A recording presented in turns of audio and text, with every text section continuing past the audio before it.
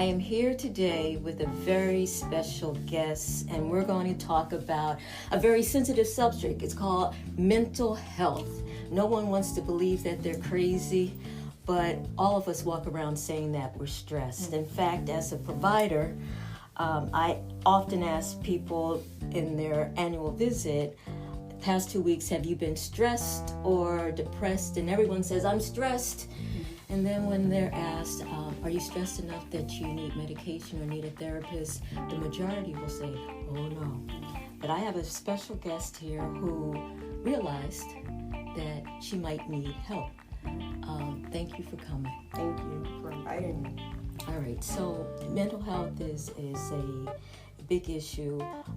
For women, depression is reported to be twice as common in women than in men. And African American women have been historically known not to seek out care. But the tide has changed, and now the strong black woman that can take a licking and keep on ticking, that strong black woman knows herself and has realized that she needs therapy, and she's now seeking out therapy. And today we have such a woman. We have a strong black woman who decided that she wanted to seek out therapy, and she's here to tell us her story. Please, go right ahead. All right, first off, thank you for having me. But I've been wanting to get therapy for a while, so I finally decided to dive in and just Google search it. So I came across a website called Therapy for Black Girls. So you put in your zip code, and it came up with 11 therapists that were closest to me. Out of all of the 11 therapists, there were only 2 that I thought took my insurance. When I reached out to one, she said that she did update her profile and she no longer accepts insurance, and the other one didn't take my specific insurance. So I guess the issue... So can I stop? You found 11 therapists, black female therapists, yes, in your area, which would have been great. Yeah. And out of those 11, 2 accepted insurance, you thought. But when you talked to those 2, only one of the 2 accepted insurances, and that wasn't your insurance. Yes. All right. Please, go ahead. So I think that was one of the issues that I ran into. Like, there isn't a shortage of black female therapists out there. It's just a matter of if they take insurance and if they take my specific insurance. So I think it just it was frustrating because I feel like it was I saw a lot of non-black therapists that took my insurance with no problem. If I go to my insurance's website and search for therapists, there's a whole list of them that take my insurance, but they aren't black women. So I think that was the biggest issue that I came across. So it's just a bit frustrating because I do have a preference of the type of therapist that I would like to seek.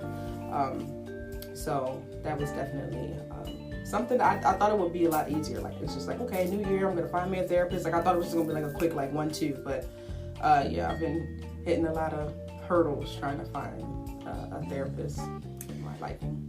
If it's not too personal, how did you come to the decision that I need to talk to a therapist? How? I feel like you said earlier, black women tend to take on a lot of things that you don't necessarily have to, or just even having trouble trying to unravel certain things or understand certain things, and you think that you can figure it out all on your own. Like, maybe I'm just tired. Maybe, you try to find all these reasons as to why you may not need a therapist, but sometimes it's like, okay, I know my friends are sick of hearing about it. I know my family's sick of hearing about it. Like, maybe I need a outside perspective, to help me unravel these thoughts. When you're talking to people and your friends and family, of course, they're naturally going to have their biases because these are people that know you already. So they're going to, one, may not even give you the best advice for you. They're probably giving you advice from their perspective. So that's right. And do you feel like you have to maybe hold back what you might say in fear of offending? Offending or them not understanding. And instead of saying, I don't want to get the runaround. So I was just like, maybe it's best to talk to someone who's going to be on the outside looking in. Did it take you a long time to make that decision? Had you thought about it for a while? Had you resisted the idea in the past?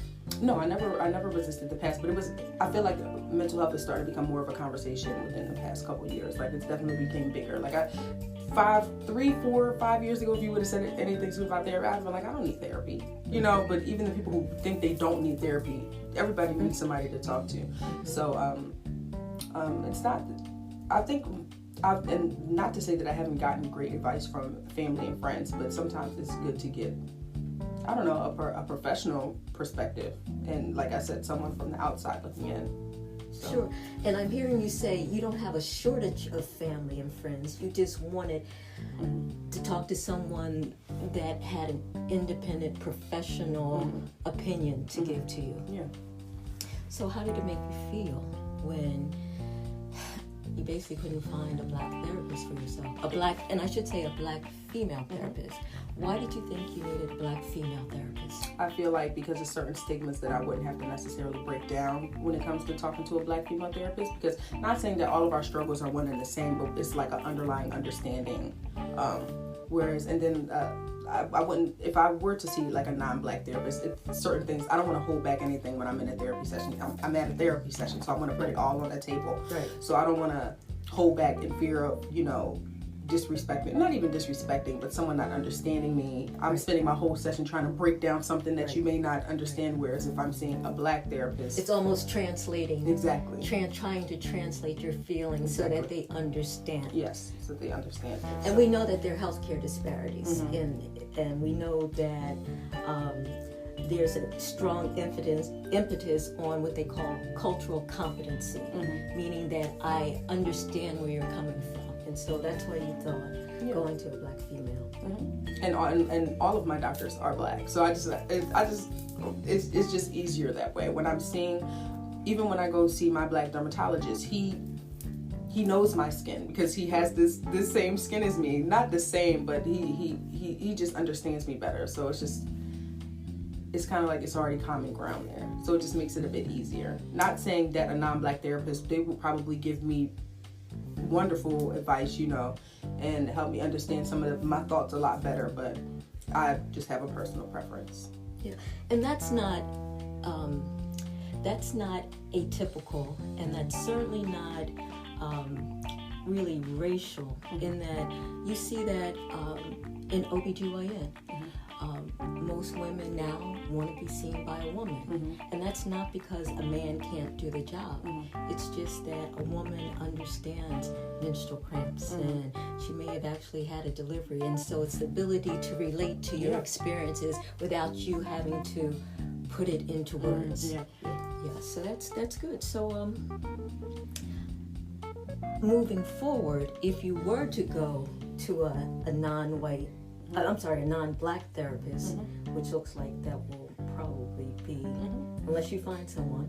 And I should say at this point, is anyone knows of a black female therapist that takes, and what is your insurance? I have Anthem Blue Cross Blue Shield. Anthem Blue Cross Blue Shield, and we would love to know. We would love, please feel free to contact us. How would you approach it if you decided, okay, now I still have a need, I'm going to seek out a non-black therapist? I would approach it the same. I'm not I was still going to shop around regardless. So I'm not opposed to seeing a non-black therapist. So I would still approach it the same, and just see what, of course, like take notes and see what I get from each person. If I'm getting the best advice from the non-black therapist, then I'm going to go to the non-black therapist, even though I have a preference. Yes. I want to get my money's worth. Who's gonna give me the best? So it's not that I have a preference, but I'm not opposed to seeing a non-black therapist, and I would approach it the same. So you understand that you're actually in the power position, because when you go in there, you are actually interviewing the therapist to see if I can relate to you, whether we can communicate, whether we can go forward. So that's huge. That's huge. That's good. That's good. What have you been doing short term to keep yourself on track while looking for that therapist? So I definitely talked to my friends and my family about it, just in regards to anything. Like if I'm talking about relationships, my mother's married, my sister's about to get married, so I'm just getting them, like, talking to them, asking them questions about certain things, like how did you know when he was going to be your husband, what were the signs. And something that I thought was interesting, that just to slightly go off topic a little bit, my sister said that a man's language changes when you know that he's ready to be in a relationship. And I was like, break that down for me. And she said instead of saying I and me, it's more we and us. And I thought that was really cool. Like, you don't, yeah. So I was just like, okay, like, oh, you know, the we, it's just different. And I was just like, oh wow, like I need to write that down. So definitely getting a lot of good advice from family and friends, and also writing stuff down. I used to do it a lot as a child, and I stopped because I noticed that my sisters will always read my diary, and it, you know, that's like your most intimate stuff. So I stopped. But then like the past year, I've been like, you know, just like, and not even writing it down. I've just been like jotting it in my notes in my phone, and I'll go back and I'll read it. Yes. And then if it's a feeling or something like that, I'll go back a week later and read it again. Am I still feeling that way? If I'm not feeling that way, what have I done to make myself not feel that way? So yeah, so those are like the things, talking to family and friends, and just like writing stuff down. To like, sometimes I feel like my thoughts are so compacted in my brain, so it feels good if I'm not saying it to somebody, at least putting it on paper and then reading it back to myself to, like, I don't know, understand it a little bit better. That sounds good, because what I'm hearing you say, it's not just I'm only going to talk to my friends and family, or I'm only going to pray about it, or I'm only going to see a therapist, or I'm only going to journal about it. It's like I'm going to do all of those things.